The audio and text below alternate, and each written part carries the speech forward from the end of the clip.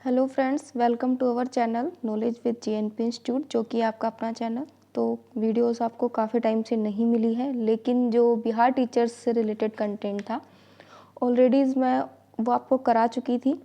तो इस वीडियो में हम आज के जो पेपर का डिस्कशन करने वाले हैं। तो आप लोगों ने भी अगर एग्ज़ाम दिया है तो आप लोग अपनी आंसर की मैच कर लीजिएगा।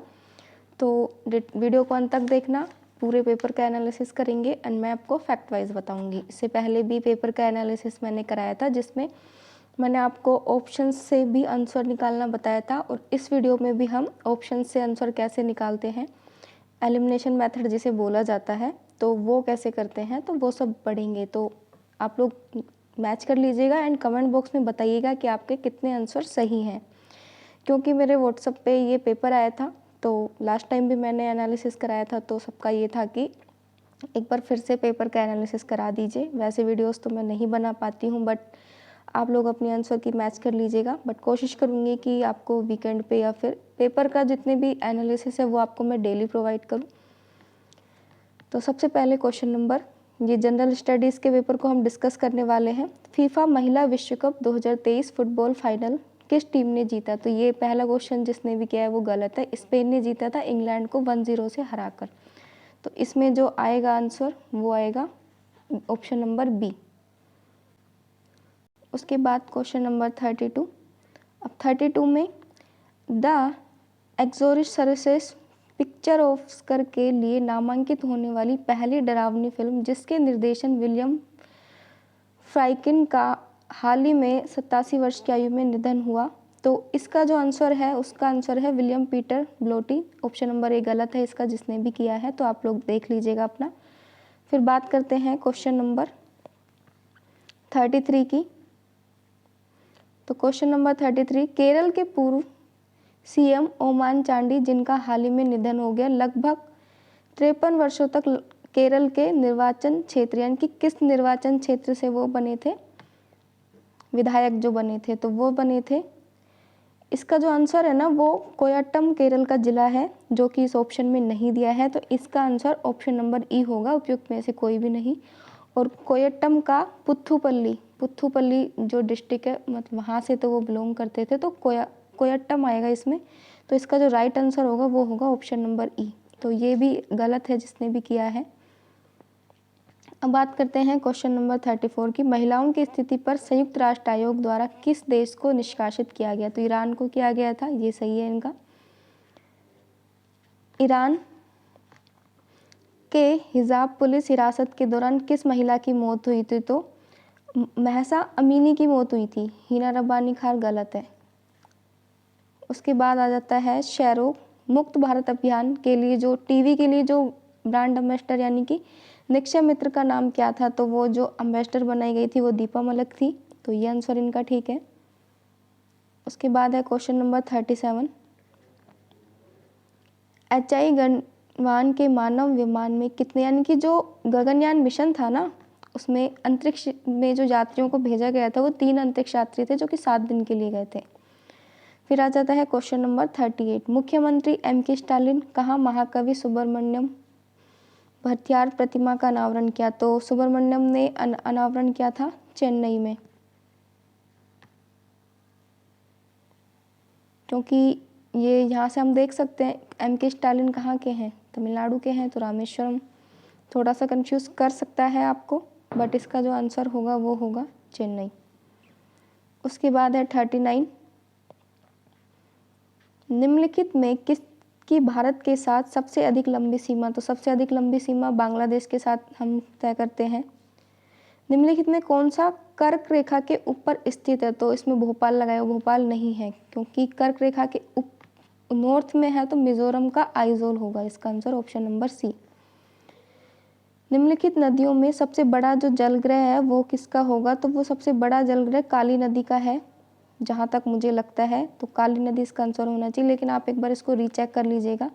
उसके बाद है थॉर्नवेट की योजना के अनुसार पूरी बिहार की जलवायु ए प्रकार की होती है। तो ये क्वेश्चंस मैं ऑलरेडी करा चुकी हूँ, ये वाला भी मैंने कराया था जब यूथ कंपटीशन की मैंने प्रीवियस ईयर क्वेश्चंस कराए थे बीपीएससी पैटर्न के, जो बीपीएससी में आए हुए थे, तो वहाँ ये क्वेश्चन कराया हुआ है एग्जैक्ट।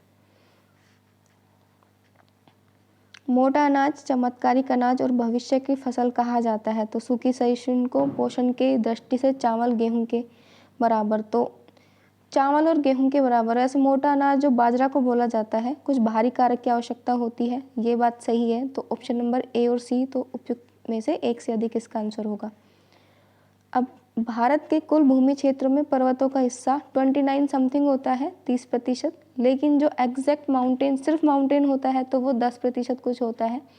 तो इसका आंसर ऑप्शन नंबर ए होना चाहिए। अगर पर्वत पठार सबको मिला ले, सिर्फ अगर पर्वत पूछता है तो उपयुक्त में से कोई नहीं भी हो सकता है। इस पे हो सकता है कि जब बीपीएससी आंसर की निकालेगी तो ऑप्शन भी हो सकते हैं, तो ये देख लेना थोड़ा सा। जीवाश्म ईंधन किस प्रकार के संसाधनों के उदाहरण है? तो जीवाश्म जो ईंधन है वो गैर नवीनीकरण है। चंद्रयान 3 कहाँ से प्रेक्षित किया गया था? श्रीहरिकोटा से प्रेक्षित किया गया था। फिर आ जाता है 47 नंबर क्वेश्चन, महात्मा गांधी का राजनीतिक गुरु। तो महात्मा गांधी के राजनीतिक गुरु थे गोपाल कृष्ण गोखले, तो ऑप्शन नंबर ई राइट आंसर। चंपारण में आने के लिए गांधी जी को निमंत्रण किसने दिया? तो राजकुमार शुक्ला ने। ये सेम क्वेश्चन, ये वाला क्वेश्चन ऑलरेडी मैं करा चुकी हूँ प्रीवियस ईयर क्वेश्चंस में। लखनऊ समझौता तो 1916 में हुआ था, जो लखनऊ का पैक्ट हुआ था। उसके बाद आ जाता है, और लखनऊ का जो पैक्ट होता है वो मदन मोहन मालवीय और मुस्लिम लीग के बीच में होता है, तो ये भी याद रखना। उसके बाद असहयोग आंदोलन को निलंबित किया गया था। तो असहयोग आंदोलन को निलंबित 1922 में किया गया था, चोरा चोरी कांड होने की वजह से। जो फरवरी 1922 में चोरा चोरी कांड हुआ था, उसके बाद क्या हुआ था, असहयोग आंदोलन को वापस ले लिया गया था गांधी जी के द्वारा। फिर आ जाता है आपका 1784 में एशियाटिक सोसाइटी ऑफ बंगाल का आरंभ किसने किया? तो बंगाल का आरंभ करते हैं विलियम जोन्स। 1912 में पटना में होने वाले भारतीय राष्ट्रीय कांग्रेस के अधिवेशन के अध्यक्ष कौन थे? तो R.N.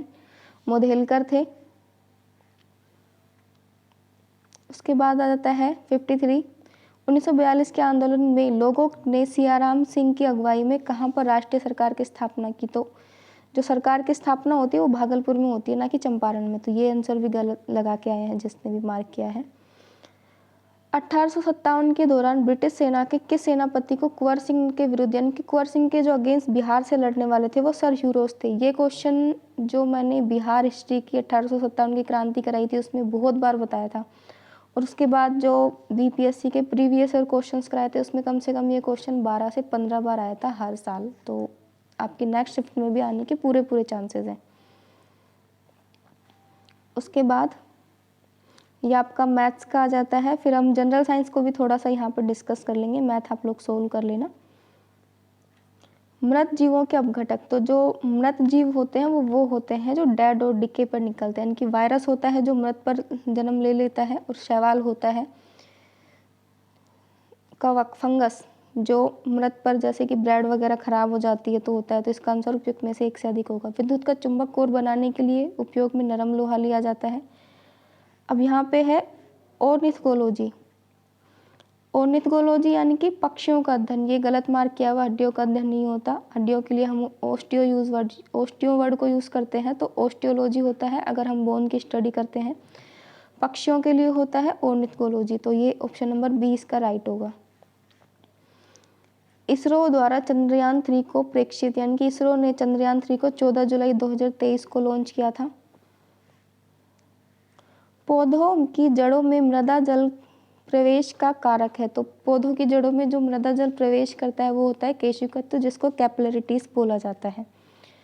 पानी में घुलने से उसे कठोर बनाने वाला, तो हम सब जानते हैं कि पानी में जो कैल्शियम और मैग्नीशियम के जो लवण होते हैं वो घुलने के बाद वो कठोर हो जाता है, तो कैल्शियम मैग्नीशियम। तो ऑप्शन नंबर डी इसका राइट आंसर होगा। जल परगित पुष्पों के परागण होते हैं, तो हल्के होते हैं, चिकने होते हैं, ये सही है। उसके बाद है कौन सी ग्रंथि दोनों अंतःस्रावी और बाह्यस्रावी, यानी कि एंडोक्राइन ग्लैंड और एक्सोक्राइन ग्लैंड, तो दोनों ग्लैंड को बोला जाता है मिक्स ग्लैंड। तो मिक्स ग्लैंड इसमें ओनली एक है जिसको अग्नाशय पैनक्रियाज बोला जाता है। एडिनल अंतःस्रावी ग्रंथि आती है, तो ये ऑप्शन गलत है, ऑप्शन नंबर बी राइट होगा, ये वाला भी गलत है।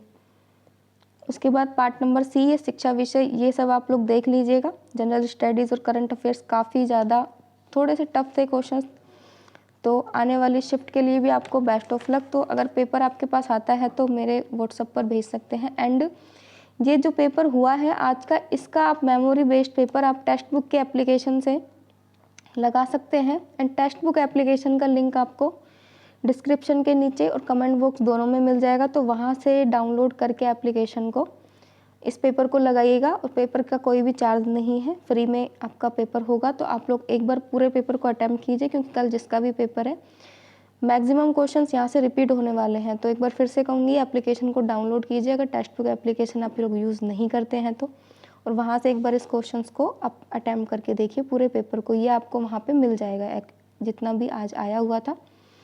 जुड़े रहे चैनल से, चैनल पर नए हैं तो सब्सक्राइब करें। एंड वीडियो कोशिश करूँगी कि आपको मिलती रहे डेली, एंड पेपर का एनालिसिस आपको डेली मिलेगा, तो चैनल से जुड़ जाइएगा। जय हिंद, जय भारत।